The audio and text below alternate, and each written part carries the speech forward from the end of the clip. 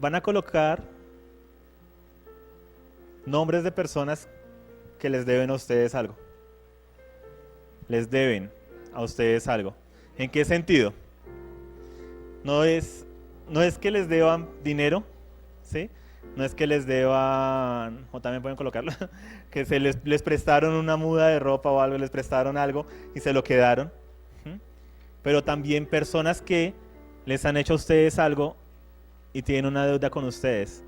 De pronto un profesor, un compañero que habló de ti mal y nunca te pidió perdón. De pronto tu mamá y tu papá en aquella ocasión en que te dijeron que tú no servías para nada, algo por el estilo, y nunca te pidieron perdón. Esas son deudas, ¿sí? O sea, deudas que otros tienen contigo. ¿Mm? Un compañero de colegio, ¿cierto? Que te enteraste que esparció un chisme acerca de ti. Eso es una deuda que esa persona tiene contigo. Y es desde tu punto de vista es algo que tú debes cobrar. Entonces vas a escribir ahí quiénes te deben en la vida, quiénes te deben algo. ¿Mm? Aquel profesor que al fin nunca te quiso poner la nota que necesitabas para pasar y te tocó repetir. Y fue por culpa de él es que estoy repitiendo, por culpa de tal persona. O sea, cada demanda que tú tienes es una cuenta de cobro que tienes para con alguien. Si es algo que tú le estás cobrando a alguien, esa persona nunca me pidió perdón, esa persona nunca me saludó, esa persona se fue sin despedirse. ¿Sí? Todo eso es lo que debemos anotar. Algunos están colocando el chico desconocido que me empujó en Transmilenio, me hizo golpear. El tema se llama simplemente Jesús.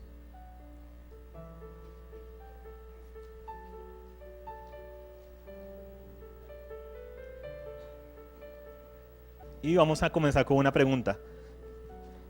¿En qué piensas cuando escuchas el nombre de Jesús? Esa es una pregunta para que nos hagamos en esta tarde. ¿En qué pienso cuando escucho el nombre de Jesús? Si no, pues sí, si quieres. Esa es una pregunta abierta.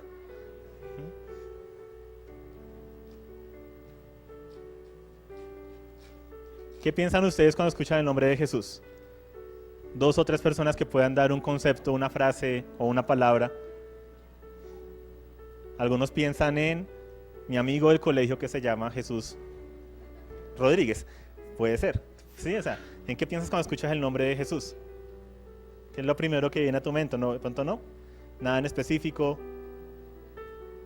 Eternidad. Algunos piensan en amor. Espero que no sea por el chico Jesús Rodríguez. No vas a molestarte. Estilo de vida, muy bien. Paternidad, ok. Y no es porque tu papá se llamara Jesús, ¿cierto? Ok.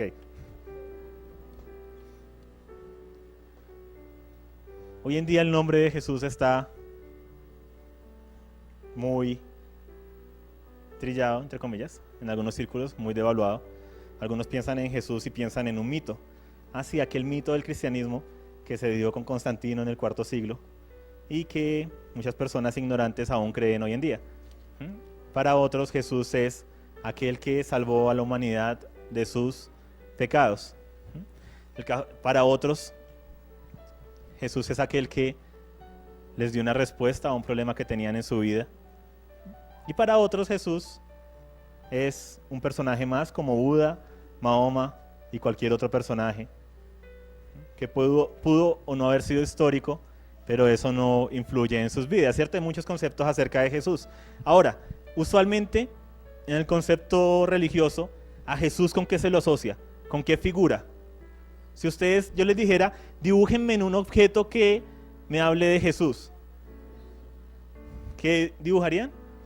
Una cruz, ¿cierto? O sea, es un icono, ¿cierto? Una imagen que me habla de uno y me asocia ¿a quién? A Jesús. ¿Por qué? Porque Él murió en una cruz, ¿cierto? Muy bien. El concepto de Jesús y cruz han ido de la mano. Desafortunadamente, a través de la historia, muchas personas han utilizado el nombre de Jesús y la cruz para hacer cosas muy buenas, afortunadamente, y desafortunadamente muchos otros lo han utilizado para hacer cosas muy malas. Por ejemplo, las cruzadas y demás. Por ejemplo, las guerras que se dieron después de la Reforma de los evangélicos protestantes, que murió muchas personas en Europa, en el nombre de Jesús. Incluso un caso más reciente, ¿cierto? En Irlanda. Y todo esto me lleva a qué, o sea, ¿cuál es la pregunta a la que voy? ¿Por qué es importante la muerte de Jesús? En Primera de Pedro 3:18 dice, Primera de Pedro 3:18, dice, Cristo murió por los pecados. O sea, ¿por qué murió Jesús? Por los pecados, ¿cierto?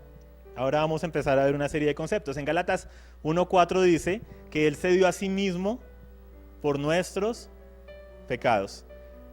En Romanos 5:8 dice, Dios demuestra su amor para con nosotros, ¿en que qué?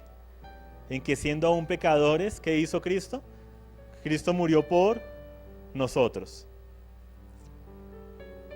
¿Sabe qué nos está diciendo la Biblia? Que cómo demuestra Dios que nos ama, por medio de que Cristo murió por nosotros, siendo aún pecadores.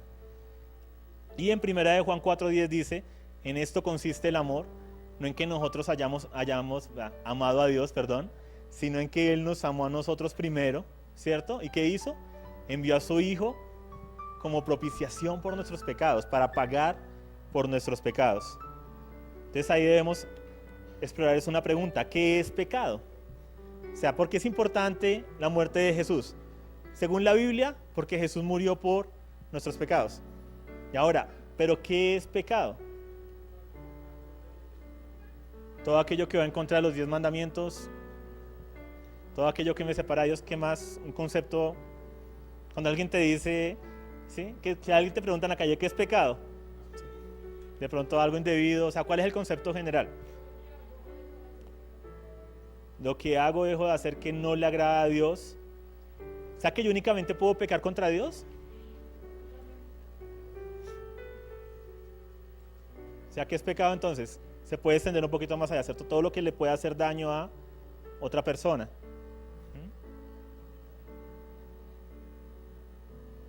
Todo lo que no trae vida. Muy bien.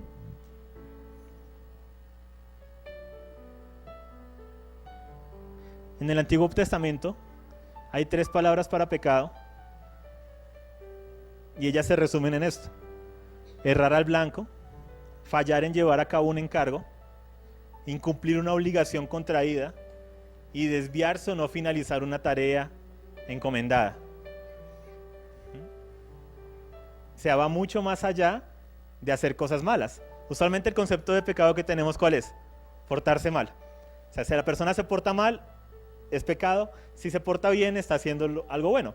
Pero el concepto bíblico va más allá de hacer cosas buenas y malas. O sea, eso no es lo que está buscando Dios. Nos habla de hacer las cosas que se nos han encomendado a hacer. Entonces, ¿de qué nos habla la palabra pecado en la Biblia?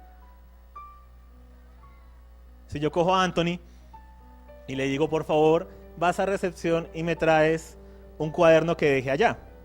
Si él va y va llegando a recepción, pero resulta que ahí está Ceci sirviendo el refrigerio y se desvía hacia donde está el refrigerio y se pone a tomar la gaseosa, se pone a comer y no cumple con lo que yo le pedí, ahí bíblicamente estamos diciendo que ¿qué hizo Anthony?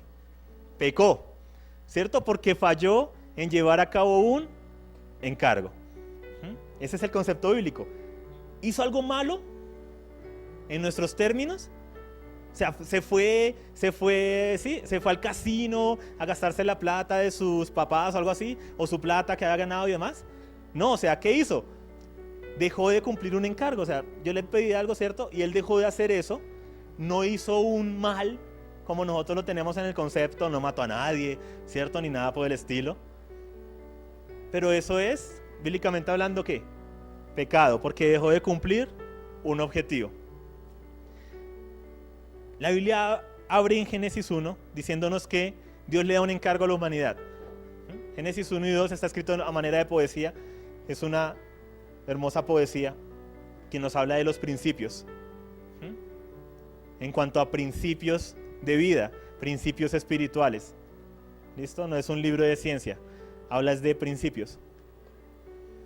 Y en Génesis 1:26 dice, Dios dijo, hagamos al hombre a nuestra imagen, conforme a nuestra semejanza y ejerza dominio, administre sobre toda la creación. Génesis 1:26. Si ustedes miran las noticias y miran a su alrededor, si miran cómo está nuestro planeta, ¿podrían decir que el hombre está siendo un buen administrador del planeta? ¿Podrían decir que está cumpliendo con su encargo? Ustedes podrían decir que la humanidad en general, todos, reflejan la imagen y semejanza de Dios, reflejan bondad, pureza, amor, perfección, o hay perversidad, maldad, asesinatos, violaciones entre nosotros. ¿Estamos administrando correctamente la creación de Dios?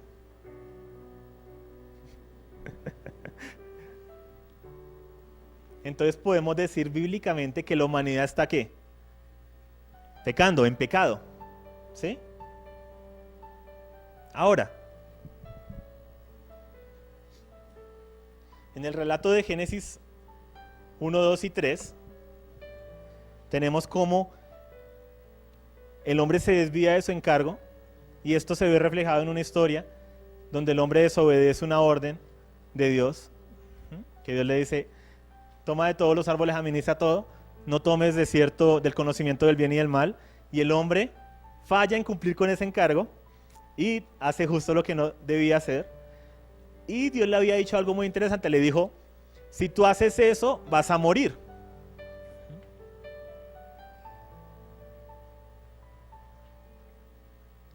Ahora, ¿cuántos aquí alguna vez han pecado? ¿Han dejado de cumplir con un encargo? ¿Le han fallado a alguien? ¿Le han dicho algo a alguien? Si han fallado, se han caído de su propósito, en el sentido de no cumplir, no caminar a la altura de su llamado, de herir a alguien más. ¿Alguno aquí ha pecado contra alguien más? ¿Sí? Okay.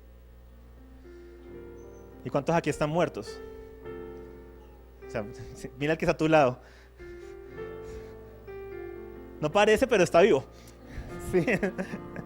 En serio, tócale y dile, hola.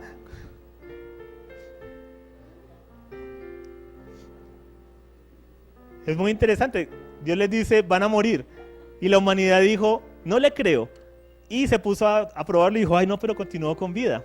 Eso es lo que nos pasa a nosotros, porque creemos que el concepto es físico, pero va mucho más allá. En Santiago 1:15 nos dice que cuando la pasión ha concebido da a luz el pecado, y cuando el pecado es consumado engendra la muerte. O sea, ¿el pecado qué pasa cuando se peca? ¿Qué engendra eso? Muerte. ¿Sí? Estoy yendo como paso a paso, muerte.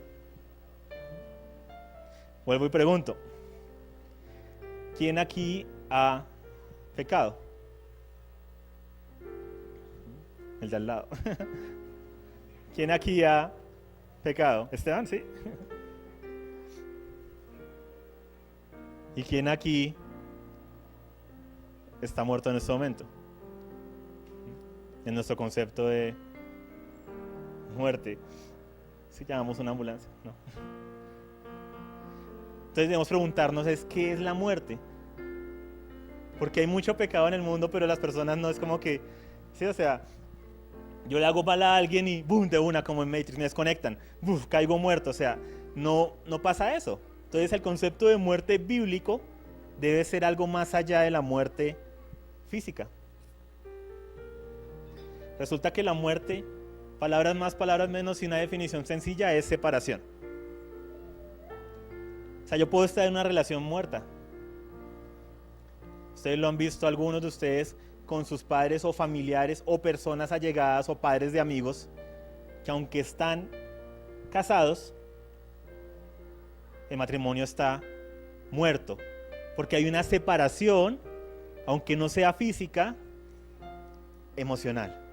No se hablan, ¿sí? Ya no es lo mismo una amistad. ¿Ustedes han tenido amistades que han muerto? ¿Sí? Y no es que, sí, pero no es que haya muerto, ¿cierto?, la persona. O sea, aparte de eso, pues, igual sería muy triste, pero me refiero a una amistad que haya muerto, ¿cierto? Que ustedes digan, no, con eso ya no nos volvimos a hablar, nos separamos y muere la relación. No quiere decir que los dos caen fulminados al instante. Sí, ese es el concepto bíblico de muerte, es separación. Aunque en nuestros diccionarios muerte es el cese de actividades que te mantienen con vida. El cese de las funciones que te mantienen vivo. El concepto bíblico es separación. ¿Y por qué el concepto bíblico es separación? Porque los hebreos consideran que cuando tú mueres en el momento en que tu espíritu se separa de tu cuerpo. Y ahí se produce la muerte. Por eso es separación. Por eso en Eclesiastés 12:7 y en algunos otros lugares habla de esto, pero aquí se ve muy claro. Aquí dice, entonces volverá el polvo a la tierra como lo que era, refiriéndose al cuerpo, y el espíritu volverá a Dios que lo dio. ¿Sí ven la separación? O sea, la muerte es separación. Ahora, ¿se puede estar muerto en vida? ¿Ustedes alguna vez se han sentido separados de todo? De su familia, de la sociedad, de sus compañeros. ¿Alguno de ustedes ha pasado por esas etapas como de, no alcanzan a ser de depresión, pero se asemejan mucho en que no se hallan? O sea, pueden estar en medio de una reunión familiar, ustedes pueden estarse riendo con sus amigos, pero están totalmente separados de ellos. ¿Sí les ha pasado alguna vez? ¿Se pueden identificar con eso? Bueno, entonces, la muerte bíblica va mucho más allá, ¿cierto? Va más allá de las funciones del cuerpo, nos habla de una separación. Y la Biblia nos muestra que con el pecado el hombre sufre separación. Se separa de Dios, se separa de otros hombres y se separa de la creación.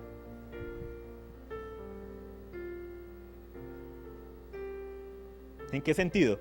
Ya no se identifica con Dios, ya no se comunica con Dios, ya no se identifica y se comunica con otros hombres, ¿sí? No le importa mucho ahí en donde entra la indiferencia y demás, y se separa de la creación, ya no le importa administrarla para bien o para mal, no le importa si le va a dejar un legado o no a sus hijos, lo que le importa es consumir, ¿sí? El aquí y el ahora, sin pensar en qué vamos a hacer con el planeta, qué legado le vamos a dejar a las siguientes generaciones. En Isaías 59:2 nos amplía el concepto y dice, sus pecados son los que los han separado de Dios, a causa de estos pecados, Él se alejó y ya no los escuchará. Isaías 59:2. O sea, ¿qué es lo que le está diciendo Isaías a las personas que les está escribiendo que los aleja de Dios? Los pecados, ¿cierto? Entonces, los pecados hacen que las personas estén muertas en vida, viviendo una separación de Dios, de su prójimo y con la creación. Pero ¿cuál es el problema de raíz? El problema de raíz no es la muerte. ¿Cuál es el problema de raíz? El pecado. Porque ¿quién es el que da luz a esa separación, a la muerte? El pecado. Ese no dar al blanco, ese no cumplir con nuestro propósito. Entonces, ¿qué pasó exactamente en la cruz? Es lo que vamos a explorar en los siguientes minutos. En Juan 1:29 nos dice, hablando acerca de Jesús, he aquí el Cordero de Dios que quita el pecado del mundo. O sea, Jesús va a quitar en la cruz, ¿qué? El pecado del mundo. En Juan 3:16 dice, de tal manera amó Dios al mundo que dio a su Hijo unigénito para que todo aquel que en él cree no se pierda, mas tenga vida eterna. En 1 Timoteo 4:10 dice,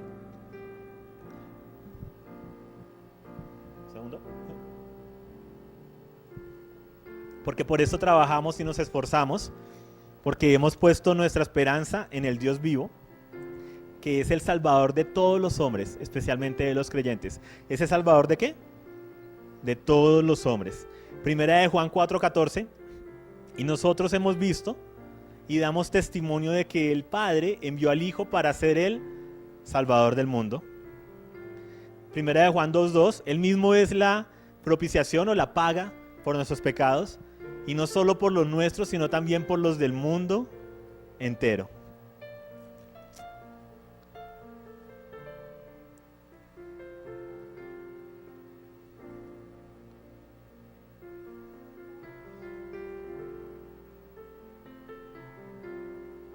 En Colosenses 2 del 3 al 14 dice, y Dios, cuando ustedes estaban muertos en sus delitos y en su dureza, les dio vida juntamente con Jesús, habiéndolos perdonado todos los delitos, habiendo cancelado el documento de deuda que consistía en decretos contra nosotros, y que nos era adverso. y lo ha quitado de en medio, clavándolo en la cruz. O sea, ¿qué pasó en la cruz de una manera muy sencilla? Todo lo que nosotros hemos dejado de hacer es como si estuviera escrito en un librito como estos. O sea, todo lo que nosotros pensamos que es pecado, todo lo que hemos ofendido, ya sea a Dios o a otras personas. ¿Qué hizo Dios? Tomó ese libro de cada uno de nosotros, con todos los pecados pasados, presentes y futuros, y lo colocó, ¿dónde? En la cruz, ¿cierto? Ya. O sea, lo botó, lo dejó en la cruz. Todos los pecados, todos, pasados, presentes y futuros. Pero aquella vez que yo le hablé mal a mi mamá, la traté mal, sí, pasados, presentes y futuros. Pero aquella vez que yo entré en una relación que no era, porque me dejé utilizar o utilicé a otra persona, sí. Aquella persona que mató a alguien, sí. Lo que nos dice es revolucionario, porque dice que todos esos pecados, ¿qué ocurría con el pecado? ¿Qué ocasionaba el pecado? Muerte, o sea, separación, primero que todo, ¿con quién? Con Dios. Nos dice, todos esos decretos, sí, los ha quitado de en medio porque eso nos separaba. No nos permitía relacionarnos con Dios. ¿Y qué ha hecho Dios? Los puso en la cruz. Murieron. Quedaron allá. O sea, nuestro registro está en blanco. Así nosotros no nos perdonemos a nosotros mismos. Dios ya nos perdonó en Jesús. Sí, o sea, si hay algo que tú dices, no, por eso no murió Jesús. Jesús dice, eso no lo decides tú, yo ya morí por eso. Tú lo tienes ahí en tu mente, pero el registro ya fue clavado en una cruz. Pero no solo eso. En Efesios 4:32 nos dice, sean buenos unos con otros, misericordiosos, y perdónense unos a otros, como Dios también los perdona a ustedes en Cristo Jesús.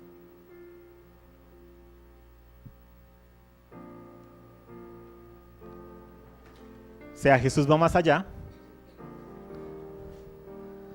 y no solamente toma los pecados que te separan de Dios, ¿sí? Aquello que tú no te perdonas, la mentira, el maltrato con los padres, que es parte de los 10 mandamientos que decías tú, Camilo. Toma todos esos pecados que hemos cometido y ¿qué hace con ellos? Los juzga en Jesús, o sea, los deja en la cruz, todo lo que estaba a tu nombre. Pero no solo eso. Toma esa hojita, ¿sí? O sea, toma tus deudas, las personas que te hicieron daño a ti, o sea, todas las ofensas que te hicieron a ti, y dice, yo morí también por ellos. ¿Sí? Y las, ¿sí? Las toma, ahora la leo. Jorge, hablamos más tarde. Las toma también y las pone ¿dónde? En la cruz. Las bota lejos, ¿sí? A ver, háganlo.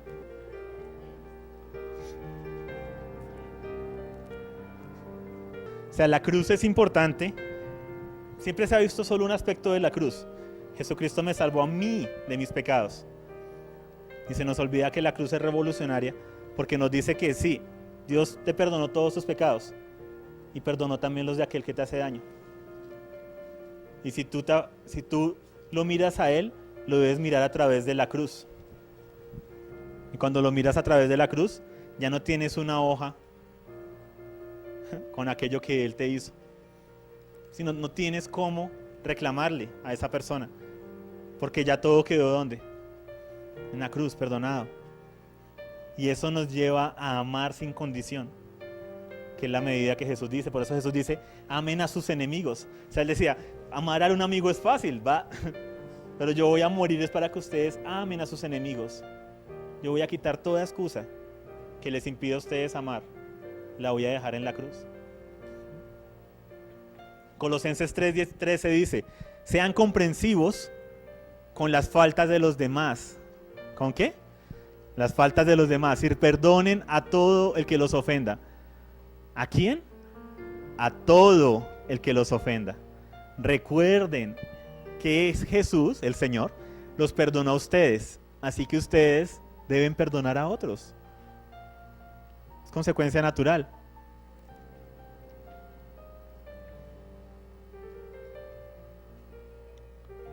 Jesús destruyó todo lo que nos separaba de Dios, de los hombres y de la creación.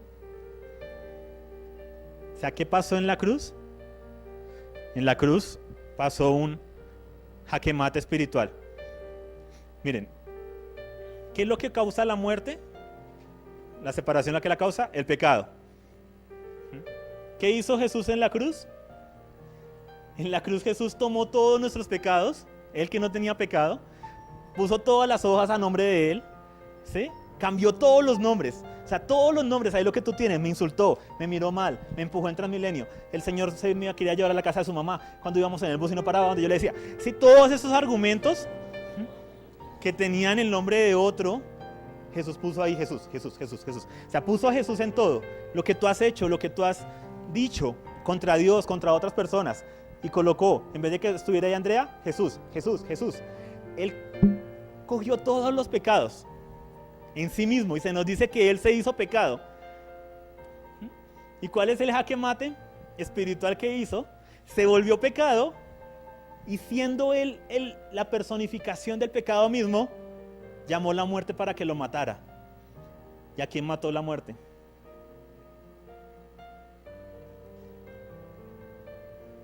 A su hijo, a su madre, que diga. Sí, el pecado da luz ¿a quién? A la muerte. Y la muerte mató al pecado en la cruz. Que es lo que nos dice Romanos en 6, 7 y 8. En otras palabras más complejas. Por eso en 1 de Juan 3, 5 dice, ustedes saben que Él se manifestó a fin de quitar los pecados y en Él no hay pecado. 2 de Corintios 5, 21. Al que no conoció pecado, lo hizo pecado por nosotros. Al que no conoció pecado, ¿qué hizo? Lo hizo pecado por nosotros. Colocó todo su nombre en todas esas cosas. Todas esas ofensas quedaron a nombre ¿de quién? De Jesús. Pasadas, presentes y futuras. ¿Y dónde se juzgaron? En la cruz. Murieron. Por eso no tenemos derecho sino amar. Por eso el único mandamiento que se nos deja es amar a pesar de, como Dios nos amó a pesar de, y tomó una carga que no era de Él. Gálatas 3:13 dice, Cristo nos redimió de la maldición, habiéndose hecho maldición por nosotros. Romanos 8:3, Dios envió a su Hijo en semejanza de cuerpo de pecado, y como ofrenda por el pecado, como paga por el pecado, condenó al pecado en su cuerpo. O sea, ¿sí ven el jaque mate que hace Jesús en la cruz? Toma todos los pecados en sí mismo y luego mata todo eso. Dice, eso está muerto. O sea, tú no tienes por qué reclamarle a alguien. Así como Dios ya no te reclama a ti. Que porque no te portas bien, porque no te portaste bien, porque no hiciste esto, porque entraste en esa relación. Dios te invita a caminar a la altura de tu llamado. Pero ya no hay una condenación de por medio. Te da libertad y te conecta de nuevo con Él mismo, con otros y con la creación. Por eso en el primero, segundo, tercer siglo los cristianos arrasaron, porque amaban sin condición. ¿Sí? Hay registros históricos donde el propio historiador del emperador dice, esos cristianos, así por debajándolos, esos cristianos no solamente ayudan a sus enfermos, sino que ayudan a los nuestros. Cuando empezó a entrar una plaga en las ciudades, los cristianos se quedaban no solamente ayudándose entre sí, sino ayudando a ¿quiénes? A todos los que pudieran. Y daban su vida, morían, pero intentando ayudar a la otra persona. Eran tirados a las fosas de los leones y demás, el Coliseo y demás, eran apedreados y demás. Y lo único que decían era, Señor, no les tengas en cuenta este pecado. Perdónalos porque no saben lo que hacen. Igualito a cuando alguien te trata mal a ti, ¿cierto? Y es hermoso. Sí, o sea, la cruz es revolucionaria. Y Marcos 15:34 nos dice que esto pasa, Jesús se vuelve pecado. Hay una separación con el Padre. ¿Recuerda una de las palabras que Él dice en la cruz? Dios mío, ¿por qué me has abandonado? ¿Por qué te has separado de mí? Porque Él se volvió ¿qué? Pecado. O sea, los millones de registros en contra nuestra y de otros pasaron a ser a nombre de Jesús. Él se volvió prácticamente el pecado mismo. Y Él llevó todo en la cruz para quitarnos toda excusa. O sea, no tenemos excusa para no hacer. No tenemos excusa que nos impida hacer el bien a otros. Pero es que me hirió. O sea, cuando uno realmente cree en lo que Jesús hizo, no solamente tiene paz para con Dios, pero tiene una paz para con otros, a pesar de que ellos puedan estar en problemados conmigo. ¿Sí? Se necesitan dos para pelear, decía mi mamá. La cruz nos muestra cómo realmente somos todos, igualmente pecadores, pero al mismo tiempo igualmente amados por Dios.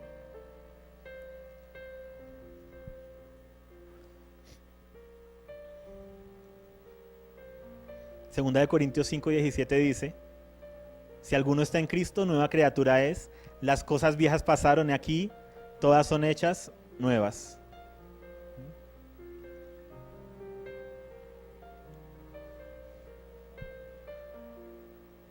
Jesús, cuando está en la cruz, antes de morir, dice una palabra, una frase. Dice: consumado es. Dice: ya, todo fue hecho. Ahora vayan y vivan esa realidad. Pero se habla de una nueva creación. En Jesús muere el pecado. Sí, todos esos decretos de todos nosotros y de todos los demás. Y Jesús nos dice: listo, ahora vayan y vivan eso. Y aquellos que lo creyeron y lo creen, lo viven. ¿Sí? Viven eso, aman sin condición, perdonan aunque tengan la razón. No entran en argumentos porque todo quedó ¿dónde? En la cruz. O sea, Jesús nos quitó toda excusa. Toda excusa. Toda excusa. Por eso no podemos tener amargura en nuestro corazón en contra de alguien.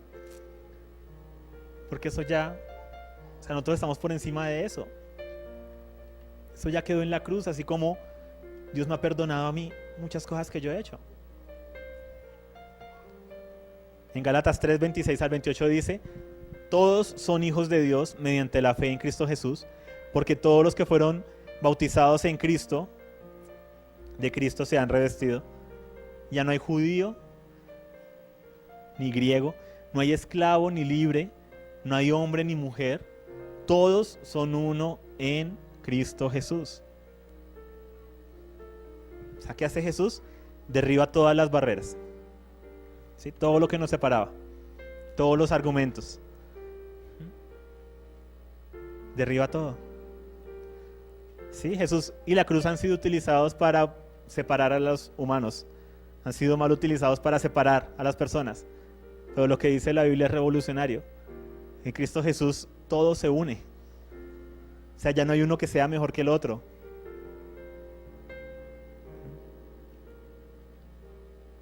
Todos son igualmente amados por Dios y tienen la misma oportunidad. El profesor que te la tiene montada, así como aquel que en todo te pone 5.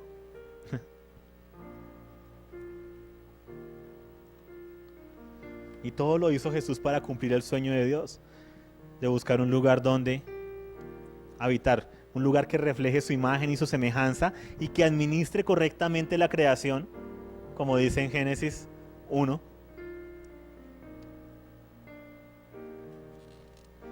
Por eso en 1 Corintios 3:16 dice: ustedes no saben que ustedes son casa de Dios y que el Espíritu de Dios habita en ustedes. Jesús nos entrega nuevamente el poder de elección. O sea, ¿por qué es importante la cruz?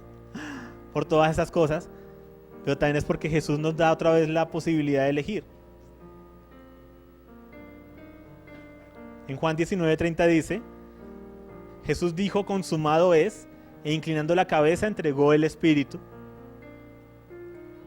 Y esa palabra consumado es todo ha sido saldado, ya no hay nada más que hacer.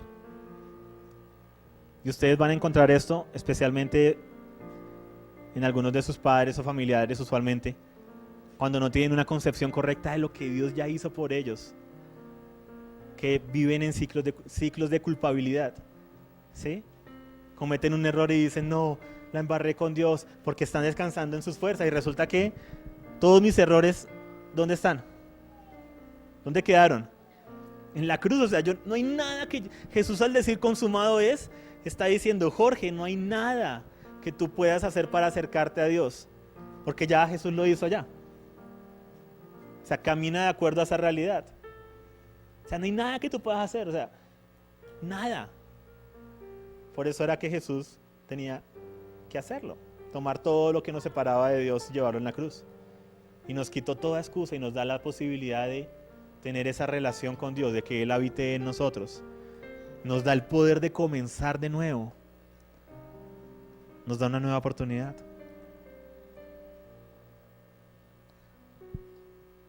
En segunda de Corintios 5, 18 al 20 dice: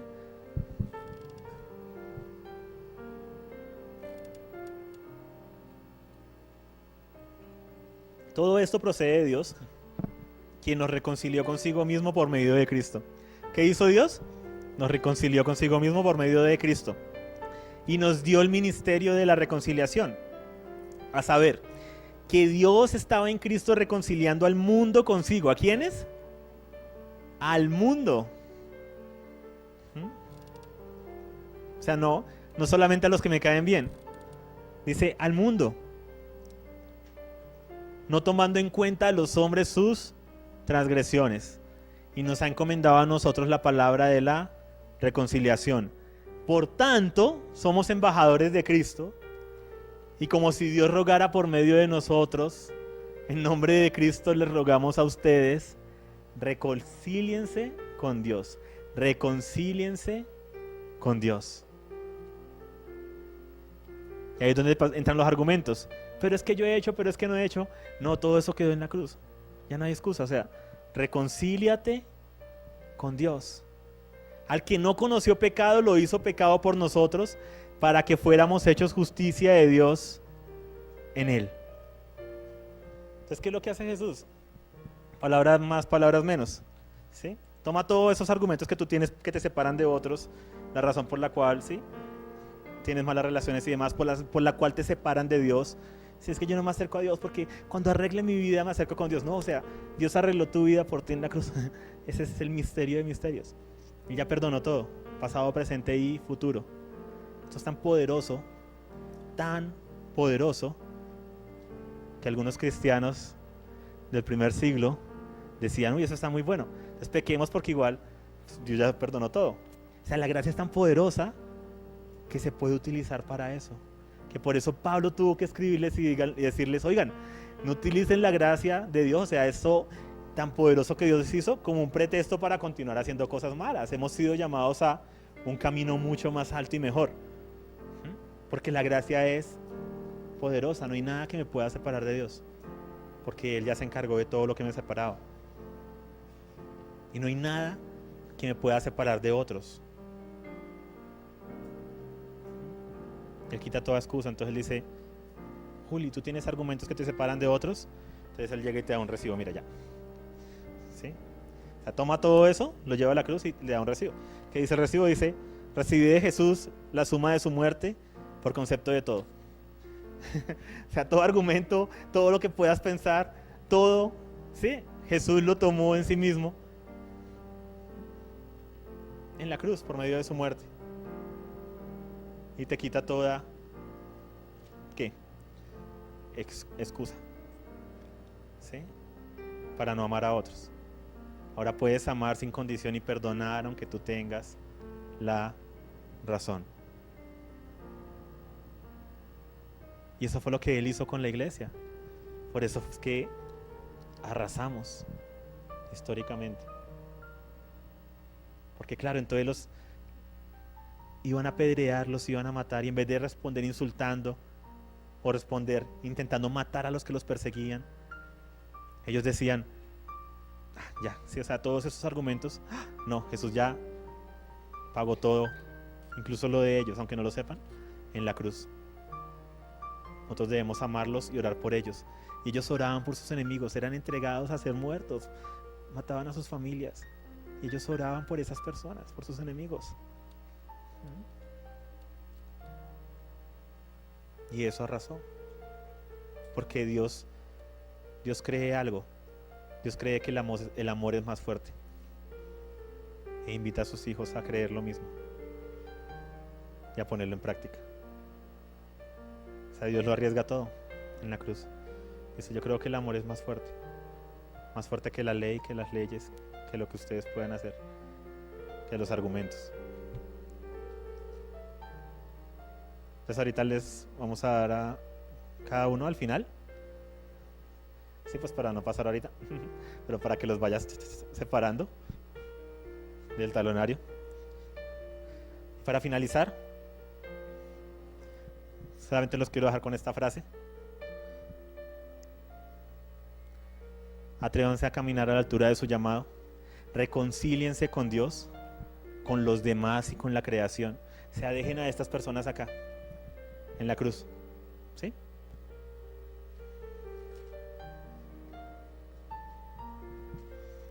Gálatas 5:14 dice, toda la ley en una palabra se cumple.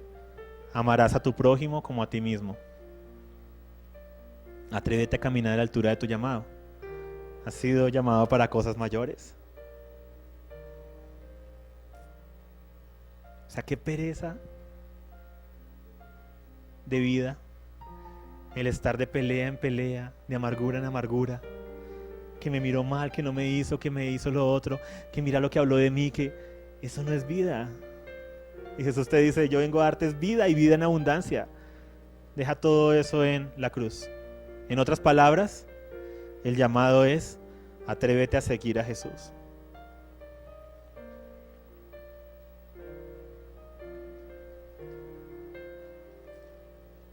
La cruz es poderosa, lo que pasó ahí es poderoso. Nos quitó toda excusa y nos hace a todos hermanos. La cruz nos muestra que el hombre, en general, todos somos igualmente pecadores y al mismo tiempo igualmente amados por Dios. Y nos despoja a todos de las excusas para no relacionarnos con Dios, con los demás y con la creación. Padre, Señor, gracias por la enseñanza que nos diste ahorita, Padre. Queremos darte las gracias, Jesús, porque sabemos que no tenemos que hacer nada para acercarnos a ti. No tenemos que hacer nada, aunque la religión diga muchas cosas que hay que hacer. Sabemos que eso es mentira, Padre, y hoy retiramos esas mentiras que nos han estado alejando de ti, Señor, porque a veces la culpabilidad toma lugar en nuestras vidas y nos dice, pero tú no has hecho esto, pero tú no eres suficiente. Y hoy en el nombre de Jesús queremos desatar libertad en este lugar, libertad para acercarse al Padre, libertad para buscarle cuando necesitas un abrazo, libertad para que te hable aunque la sociedad te diga que no es fácil escuchar la voz de Dios. Padre, en el nombre de Jesús, declaramos que tú desatas libertad en la vida de cada uno de estos jovencitos. Lo declaramos en el nombre de Jesús. Y Jesús, gracias por lo que hiciste por nosotros. Gracias por haber ocupado nuestro lugar en el banquillo de la muerte, Señor. Gracias por haber tomado nuestras culpas y habértelas llevado todas. Y queremos dejar atrás también a las personas que nos han hecho cosas malas y que nosotros tal vez tenemos sentados en ese banquillo. Queremos perdonarlos y queremos dejarlos libres hoy en el nombre de Jesús. Porque si tú, Jesús, nos has dejado libres a nosotros, ¿cómo nosotros vamos a mantener a personas en el banquillo? Si somos menos, Padre, tú eres más que nosotros. Hoy en el nombre de Jesús declaramos libertad en este lugar, declaramos libertad a cada uno de nosotros. Amén. Durante la semana estuvimos orando para preguntarle a Dios qué podíamos hacer como para cerrar con la actividad de hoy, con la prédica, y el Señor nos guió a hacer un árbol. Y entonces decíamos, bueno, pero ¿y qué hacemos con el árbol? La idea es bonita, pero muéstranos qué quieres que hagamos.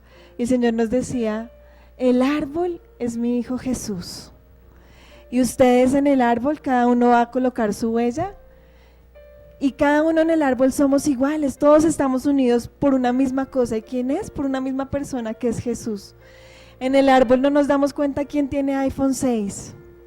En el árbol no nos damos cuenta quién no tiene celular. Eso no interesa. Para Jesús todos somos iguales. Y por eso queremos dejar esto para sellar lo que el Señor está haciendo hoy. Porque hoy es un día de nuevos comienzos, es un nuevo tiempo para cada uno de nosotros. Y queremos que cuando tú coloques esa huella en el árbol, recuerdes, primero, que eres una familia con nosotros, y segundo, que delante de la cruz todos somos iguales y que somos unidos a través del mismo árbol que es Jesús. La Biblia dice que separados de mí nada podéis hacer. Entonces también es como un llamado a reconectarnos con Él. Bueno. Damos gracias a Dios por la oportunidad que te dio de escuchar esta enseñanza. Te recordamos que puedes conectarte con nosotros por medio de nuestra página en Facebook, entrando y dando clic en me gusta, www.facebook.com/el plan de las edades. También te invitamos a descargar las enseñanzas en formato MP3 desde nuestra página web, elplandelasedades.com. Ahí también encontrarás nuestro blog. Te invitamos a leer los artículos que publicamos periódicamente, totalmente gratis. Puedes entrar por medio de vivimosparati.com. Y si aún no conoces nuestro miniclips, te invitamos a hacerlo entrando a miniclips.elplandelasedades.com. Por último, te invito a que nos sigas en Twitter. Nuestro usuario es @vivimosparati. Hoy más que nunca levantamos un clamor por una generación que viva lo que cree. El caminar con Dios no se trata de hacerlo partícipe de nuestra historia. Se trata de que Dios nos hace partícipes de su historia, porque todo fue creado por Él y para Él.